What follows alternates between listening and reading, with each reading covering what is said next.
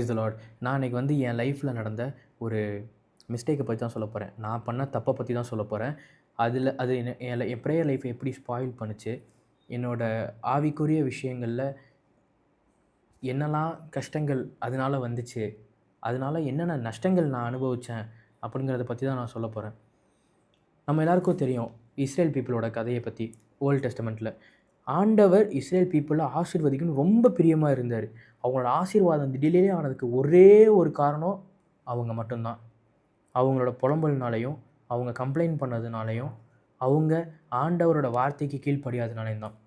நான் என் லைஃப்பில் என்ன பண்ணிட்டேன், எனக்கு கிடச்ச ஆசீர்வாதம் ஆண்டவர்கிட்ட என்னென்னா அபிஷேகம், ஹோலி ஸ்பிரிட். நான் ஹோலி ஸ்பிரிட் கிடச்சதுக்கப்புறம் என் லைஃப்பில் அந்த டைமில் எனக்கு ஒன்றுமே இல்லை.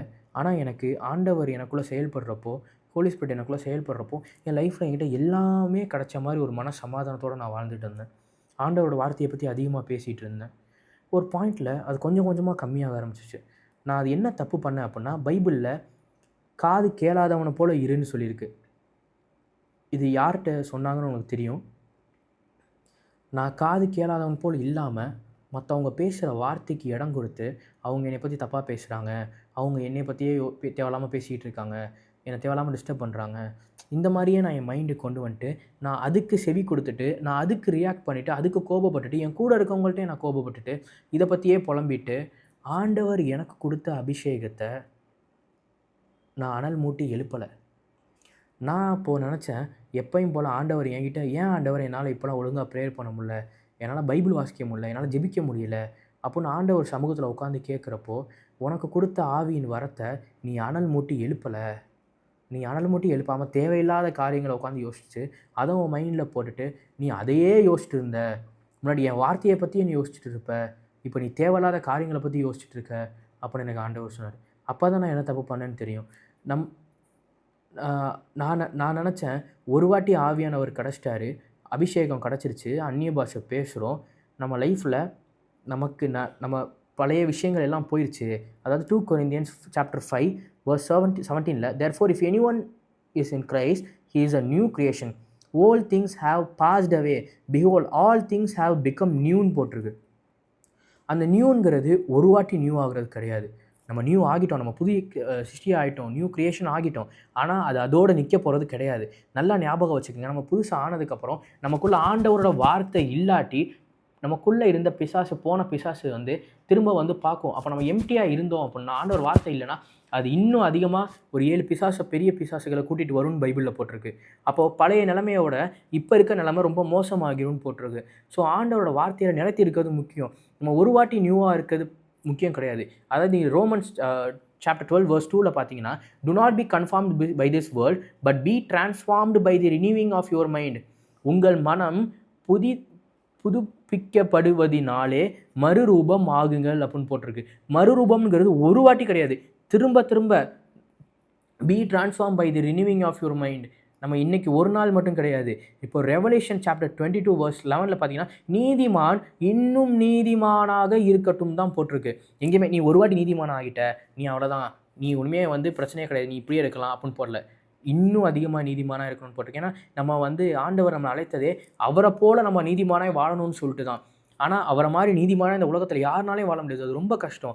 ஸோ அதனால தான் பைபிளில் போட்டிருக்கு, நீதிமான் இன்னும் நீதிமானாக ஆகட்டும். நான் இன்றைக்கி ஒரு சில பாவத்துலேருந்து நான் விடுதலைப்பட்டேன், இன்னும் ஒரு சிலது இருக்குது, பொறாமை இருக்குது, அந்த மாதிரி காரியங்கள்லேருந்து நான் விடுதலை பண்ணணும், நான் இன்னும் நீதிமானாக ஆகணும், ஆண்டவர்கிட்ட இன்னும் நான் நீதிமானாக போய் இருக்கணும்னு சொல்லிட்டு நம்ம அதுக்கு பிரயாசப்படணும். நம்ம அதுக்கு ஆசைப்பட்டு ஆண்டவர் சமூகத்தில் போய் நிற்கணும். அதே மாதிரி செகண்ட் திமுத்தி chapter 1 verse 6ல பார்த்தீங்கன்னா, stir up the gift of God which is in you. உன்னில் உள்ள தேவனுடைய வரத்தை அனல் மூட்டி எழுப்பும்படி உனக்கு நினைவூட்டுகிறேன் அப்படின்னு போட்டிருக்கு. அதாவது நம்ம ஆவியானோட வரத்தை பெற்றுட்டோம், நமக்குள்ளே ஒரு பரிசுத்த அக்னி நமக்குள்ளே இருக்குது அப்படின்னு சொல்லிட்டு நம்ம தைரியமாக இருக்கலாம். அது எப்போ தைரியமாக இருக்கலாம்னா, நம்ம ஒவ்வொரு நாளும் அதை வந்து அனல் மூட்டி எழுப்புறப்போ, ஏன்னா இந்த நேரத்தில் பிசாசு எதுவும் பண்ண முடியாது அப்படின்னு சொல்லிட்டு நம்ம செம்ம கான்ஃபிடெண்ட்டாக இருக்கலாம்.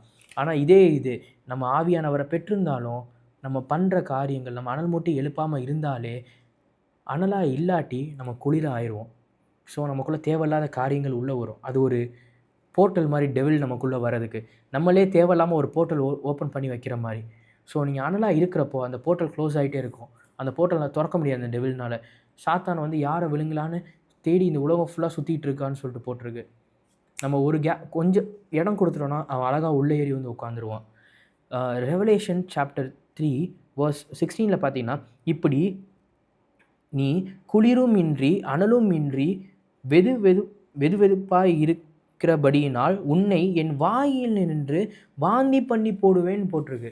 அதாவது இங்கிலீஷில் என்ன போட்டிருக்குன்னா, so then because you are lukewarm neither cold nor hot I will vomit you out of my மவுத்துன்னு போட்டிருக்கு. நல்லா தெரிஞ்சுக்குங்க, ஆவியில் அனலாக இருக்காமல் நம்ம விட்டுட்டோம் அப்படின்னா நம்ம குளிராயிருவோம். ஆண்டவர் நம்மளை வாந்தி பண்ணி போடுவேன்னு போட்டிருக்காரு.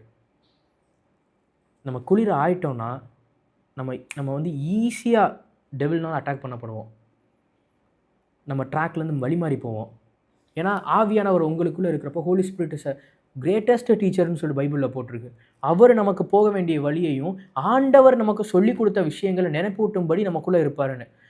ஸோ ஹோலி ஸ்பிரிட்டோட நம்ம பழைய ஏற்பாட்டில் அந்த இஸ்ரேல் ஜனங்களோட நம்ம ரொம்ப ஆசீர்வதிக்கப்பட்ட ஜனங்கள்னு நான் சொல்லுவேன். ஏன்னா அவங்களுக்குலாம் பார்த்தீங்கன்னா ஆவியானவர் வருவார், அவங்க பாவம் பண்ணிட்டு அவர் சுத்த கண்ணனாக இருக்கனால போயிடுவார்.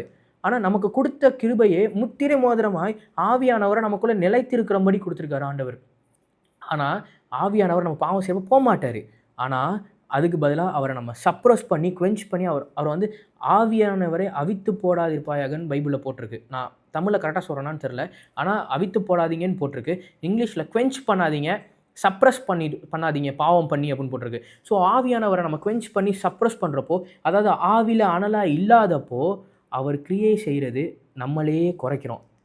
இஸ்ரேல் பீப்புள் எப்படி அவங்களோட அந்த ஆசீர்வாதங்களுக்கு அவங்களுக்கு கிடைக்கிறது டிலே ஆச்சோ, அதே மாதிரி ஆவியானவர் நமக்குள்ளே செயல்படுறதை நம்ம கம்மி பண்ணி நமக்கான ஆசீர்வாதத்தையும் நம்ம நேராக போக வேண்டிய பாதையில் நம்ம குளிராக இருக்கிறதுனால எங்கிட்டோ சுற்றிட்டு வனாந்தரத்தில் தேவையில்லாமல் நம்ம சுற்றிட்டு இருப்போம்.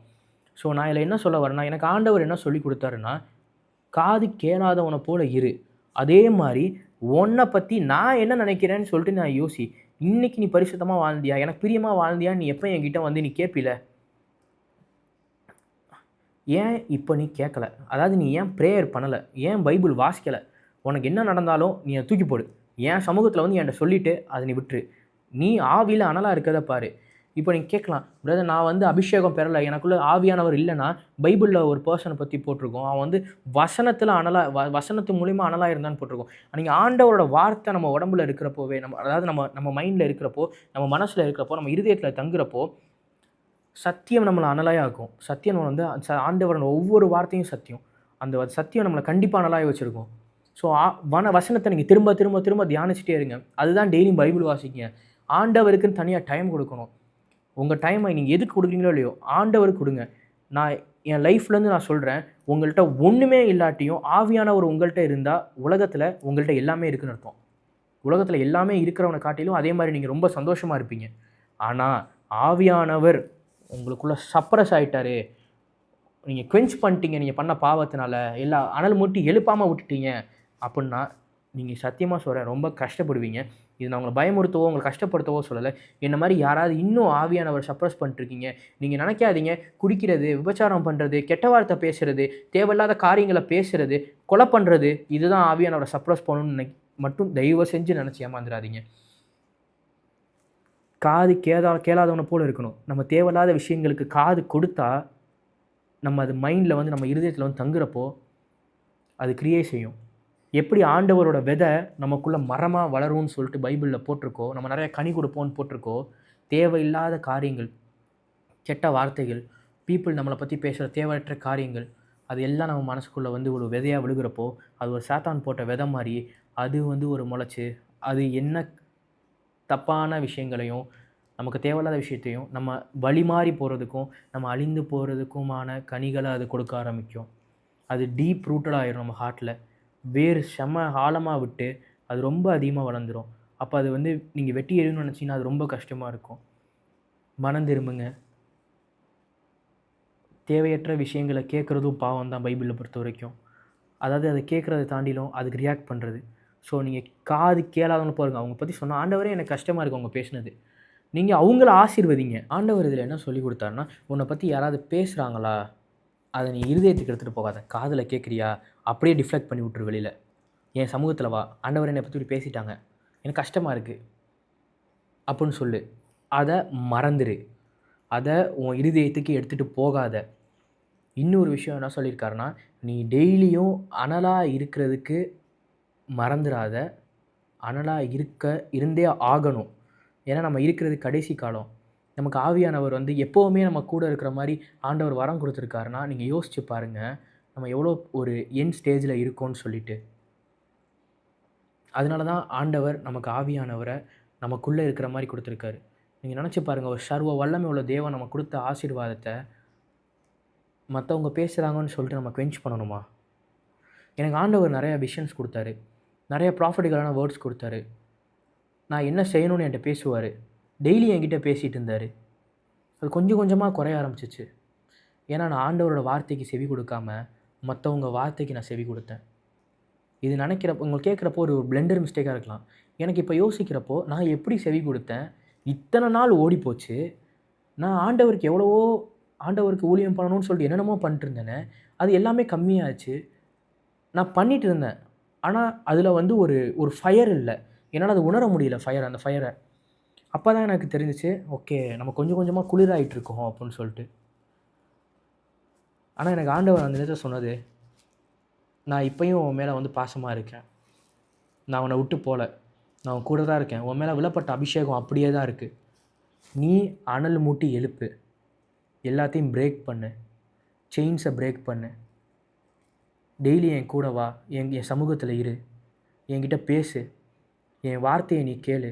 என் வார்த்தையை கேட்குறதுக்கு நீ எவ்வளோ பிரியமாக முன்னாடி இருந்தியோ அதே மாதிரி இப்போயும் பிரியமாக இருந்தால் எனக்கு சொன்னார். இது வந்து எனக்கு ஒரு போன 1.5 மந்த்ஸ்க்கு முன்னாடி நான் ஃபாஸ்டிங் இருந்து ப்ரேயர் பண்ணி இருக்கிறப்போ தான் எனக்கு ஆண்டவர் சொன்னார். இன்றைக்கி எனக்கு ஆக்சுவலாக ஆண்டவர் வந்து இதை ஞாபகப்படுத்தி இதை எனக்கு இன்றைக்கி ஷேர் பண்ண சொன்னார். இதை தான் நான் ஷேர் பண்ணுறேன். ஸோ தயவு செஞ்சு என்ன மாதிரி யாராவது இருந்தீங்கன்னா, நீங்கள் ஆவியானவரை சப்ரஸ் பண்ணி வச்சுருந்தீங்கன்னா நல்லா ஞாபகம் வச்சுக்கோங்க. குடிக்கிறது, சிகரெட் பிடிக்கிறது, வேசித்தனம் பண்ணுறது, தப்பான விஷயங்களை பார்க்குறது, கொலை பண்ணுறது, அடுத்தவங்க சொத்தை அபகரிக்கிறது மட்டும் பாவம் கிடையாது. நம்ம பைபிளில் சொல்கிறது மாதிரி நம்ம ஆண்டவரோட வார்த்தைக்கு கீழ்ப்படியாததே ஒரு பாவம் தான். தேவையற்ற காது கேளாதவன் போல் இருக்காமல் நம்ம மற்றவங்க பேசுகிற வார்த்தைகளை கேட்டுட்ருக்குது. அந்த பீட்டர் அந்த கடல் அலைகளை பார்த்துட்டு ஆண்டவரை பார்க்காம தண்ணிக்குள்ளே மூழ்கிற மாதிரி தான். ஆவியில் அனலாக இல்லாததே ஒரு பாவம் மாதிரி தான். ஏன்னா ஆவியில் அனலாக இல்லாட்டி நமக்குள்ளே ஈஸியாக பாவம் வர ஆரம்பிக்கும். எனக்கு கோபம் வந்துச்சு, கொஞ்சம் கொஞ்சமாக போகிறப்போ வேறு ஏதாவது வந்திருக்கலாம். நல்ல வேளை நான் ஆண்டவர் அதுக்கு முன்னாடி சேவ் பண்ணிட்டாரு, என்னை தயவாக அவர் ரட்சித்துட்டாரு. அதே மாதிரி கண்டிப்பாக ஆண்டவர் உங்களே ரட்சிப்பார். கண்டிப்பாக நீங்களும் ஆவியில் அனலாக இருப்பீங்கன்னு நம்புகிறேன். ஆவியில் அனலாக இருக்கும்படி ஆண்டவர் சமூகத்தில் போய் நீங்கள் மன்றாடி ஆண்டவர்கிட்ட, ஆண்டவரே நான் இத்தனை நாள் வழி விலகி போயிட்டேன், நான் இப்போ சுற்றி பார்த்தா நான் வனாந்தரத்தில் இருக்கேன், ஆண்டவரே எனக்கு காமிச்ச ஆசீர்வாதமான இடத்துக்கு நீங்கள் கூட்டிகிட்டு போங்க, உங்களுக்கு நான் கனி தர மாதிரி நல்ல ஃப்ரூட்ஃபுல்லாக இருக்கிறதுக்கு எனக்கு ஹெல்ப் பண்ணுங்கள். நான் ஆவியில் அனலாக இருக்கணும், ஆவியானவர் எனக்குள்ளே ஒரு அக்னி ஜுவாலையாக இருக்கணும், எனக்கு அக்னி பிறந்த நாவுகளை தாருங்க, நான் அந்நிய பாஷையை புதுசாக நான் பேச எனக்கு உதவி செய்யுங்க, என் கூட இருங்க ஆவியானவரே, எனக்கு இன்னும் ஆவியின் வரங்களை தாருங்கன்னு கேளுங்க.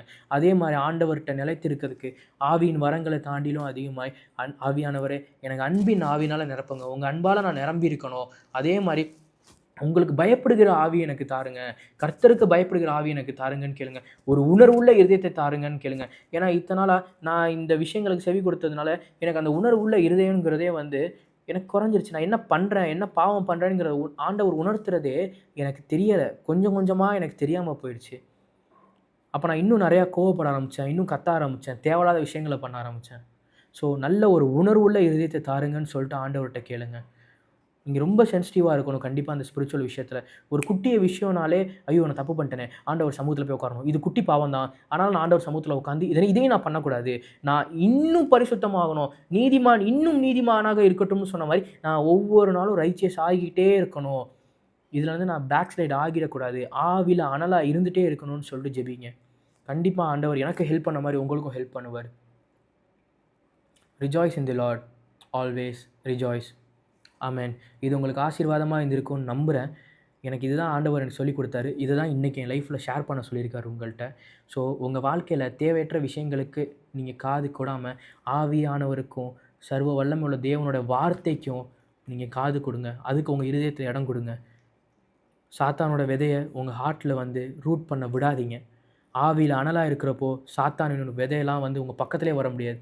அதெல்லாம் பஸ்பமாயிடும். நியூ இயர் வருது, நான் டிரான்ஸ்ஃபர்மேஷன் கொடுக்கணும், நான் வந்து மறுரூபம் ஆகணும் அப்படின்னு நினச்சிங்கன்னா, ஆவியில் மறுரூபம் ஆகுங்க. உங்கள் எண்ணங்களில் மறுரூபம் ஆகுங்க. உங்கள் செயல்களில் மறுரூபம் ஆகுங்க. ஆவியானவர் நமக்குள்ளே வரப்போ சுபாவம் மாறும்.